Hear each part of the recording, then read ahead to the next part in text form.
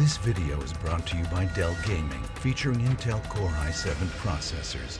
Don't just play, game. Ladies and gentlemen, hello and welcome to Unit Lost. I am Stylosa and this is a Dell Inspiron 7000 laptop with a glorious IPS display. It is fantastic. You can win one of 15 of these laptops, guys, if you go into the description of this video below. And thanks to Dell for sponsoring this awesome stuff. Okay guys, let's get stuck into this. Let's fix the Overwatch competitive system, because it's all well and good making videos going, we need a role select, we need this, we need that. But what about some actual hard things which can fix this competitive system right now? Because there are a lot of issues. So in this video, I'm going to go over what I believe to be a pretty solid list of things which will actually really help competitive. So the first thing we've got is get rid of placements. I mean, they're honestly totally pointless. The way I look at placement games is they're just 10 games that you do that then place you lower than you were last season, because Blizzard think it's a good idea that you will then go and win games and feel great as you get yourself back up to where you finished last season. It's absolutely stupid, because really there's two ways this can go. The first way is, well, obviously you don't win the games, so you lose the games, you lose more SR, you start declining even more, you become more toxic. That is not great. And the other way it goes is maybe you win a couple of games, so you almost get back to where you were, and then you lose some games, and then you win a couple more, and you're not actually back to where you were at the end of last season. So again, this makes you more toxic going forward into other games. I think it just needs to be got rid of. I mean, maybe you could say do one placement game or something, but it's just totally pointless. The seasons, they should just roll on. They should just carry on. Wherever the hell you ended last season is where you start the next season, and off you go. I don't understand why placements are in the game. Secondly, I want role selection, but I want to build on the idea that I put forward in the video I made a couple of days ago. So I think you should probably be able to pick maybe 2 roles, so then the game uses this information to avoid placing, let's say, 5 DPS players together, or 4 tanks. Basically, it avoids situations where team builds would be so horrifically bad, it's just not going to work. Like, imagine if you had, I don't know, 6 supports together. That would be really bad. Or what about this, right? Because you could argue that what I've just said there, yes, that will force a meta in a way. And Jeff has said he doesn't want the game to force a meta. Well, what about this then? What about if we don't have a role select, and instead all the game does is goes, oh, this guy's got 80 hours on Soldier 76 and he plays nobody else. This guy's got 100 hours on Soldier 76 and he plays nobody else. Let's maybe not put them together on the same team, because there's going to be problems. Or, oh, there's a Mercy with 200 hours, there's another Mercy with 200 hours, and they're on the same team. See, my problem right now with the way the teams are built is it's just based off MMR, and it's based off SR. It's not based on the heroes that you play. Now, they're very hesitant to bring in systems that are based on the heroes that you play, because that will force metas into the game. But I think as a very absolute baseline, it should allow us possibly to pick roles that we prefer. So at least we're saying, yeah, I will play a support, yeah, I will play a tank or whatever if needs be. But at a very base level, it should look at people who main heroes, because I don't necessarily like people that main heroes, because I think you should play tons of different heroes in this game. But if all you ever do is play Mercy, you should never be put together with somebody on the same team who all they ever do is play Mercy, because 2 Mercy players on the same team is not great. And the same goes for any hero if you're heavily invested in that hero. And just to clarify before I move on to the next point, I mean heroes or people that play just one hero and they literally play no other heroes. They really shouldn't be put together. I don't want to play this random game where I'm like, am I going to get a team which works together? Oh no, wait, I've got 3 Mercy mains, we've lost. That is the worst feeling ever. That is not competitive. That is just random. Third point, let's just make golden weapons available for credits, or in-game gold. Let's not make them competitive points only. Jeff has said in the past he does not like this system, really would like to get rid of it. Well, then just get rid of it. Well, you don't have to get rid of it, just keep it in the system. Just make golden guns legendary skins for weapons. That is literally all you've got to do. At the end of the day, right, why do you play competitive? If you're a competitive player, your answer to that question is, I want to become a better player, I want to play at a higher level, I want to increase my rank, I want to have a different badge next to my name, and ultimately I'd love to get a top 500 spray. That would be my goal, right?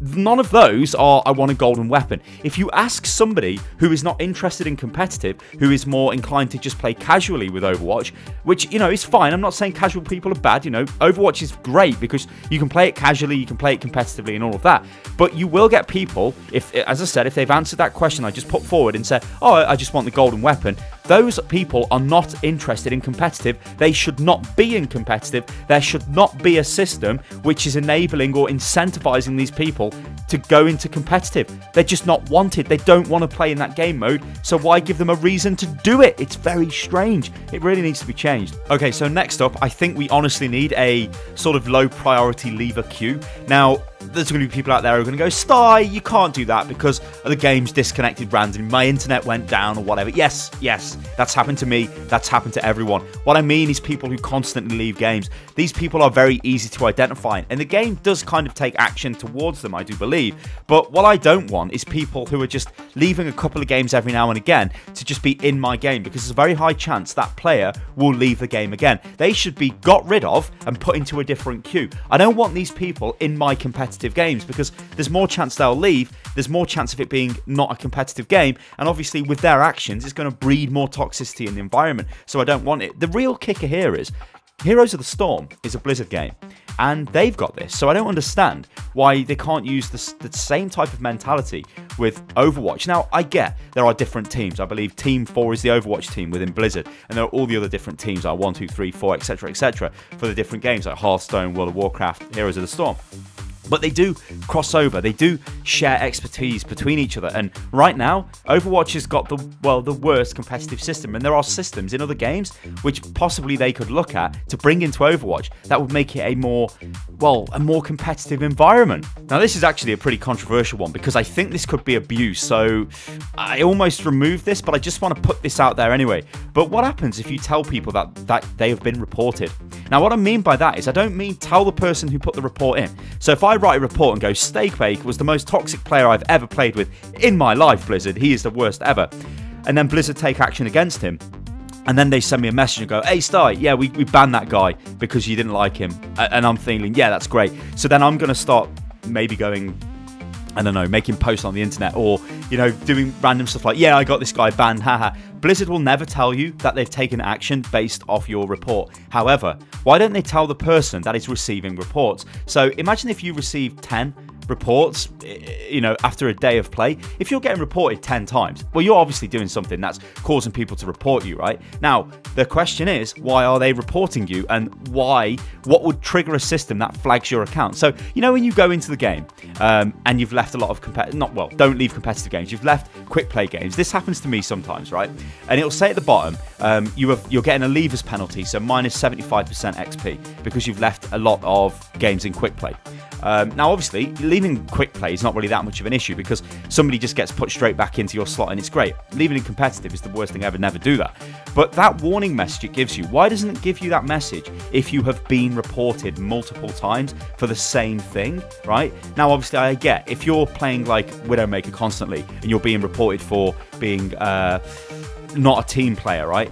That there is not really something Blizzard can alert you to, because you're playing the hero you want to play, and yeah, that's like a grey area. You know, as a player, if you're playing the wrong hero and just playing it stubbornly, and you know, whatever. So maybe this system, well, like I said, this system, I was umming and ahhing whether to actually mention this, because I can see it being abused. But looking on the good side of this, if a player does get alerted, you know, with a little message that pops up and says you've received 10 reports recently for toxic behavior, then that player might think, oh god, I best not be toxic anymore, because the game's about to take action against me. That could be a positive, but as I say, it's a bit of an iffy system. All I want at the end of the day, and I know you guys want this who play competitive, I just want competitive to be full of flexible players that want to win games and work together. The current competitive punishment system is just not great, but this is being updated soon, and I do expect a post off Blizzard fairly soon updating this, so I can't wait to see what they're going to do. I think golden weapons, the fact that this incentivizes non-competitive behavior is stupid, and the fact that, to me, it can't really be that much effort just to throw them in as legendary skins for the weapons and just charge 3,000 in-game credits for it, that would be fine. In fact, that would make people spend more credits, right, on golden weapons. I think that's an easy fix for that, because there's other incentives for actual real competitive players that are in the game right now, mainly increasing your rank and getting a better icon next to your name, which I think is fine. Placement games, I think, are pointless, and I think they just need to be got rid of, to be honest. Again, going back to the competitive points system for the golden weapons, you do get people who just play the placement games just to get the tier rewards at the end of the season for competitive points, and they'll just play 10 games and then they'll just play 10 games the next season. Yeah, it might take them 3 or 4 seasons to earn a golden weapon, but that's all they're doing, and they've, you know, potentially played 40 or 50 games of competitive there, which they are players that don't really have a competitive mindset. So again, you don't want those players in competitive. The matchmaker only looks at MMR and SR to match, which again I think is a bit of a problem because it doesn't look at heroes played. I think if it looked at heroes played, then it would avoid putting together people that only play one hero, because you don't want 2 Sombra mains on your team. People, I mean, when I say this, guys, I mean only people that play those heroes. If you've got people who've got 50 hours on Soldier and then 40 hours on Zenyatta or something like that, then yeah, that's fine. You know, you wouldn't avoid putting that Soldier player with another Soldier main, because honestly, you can, well, easily see that actually he plays Zenyatta as well, so that'd be fine.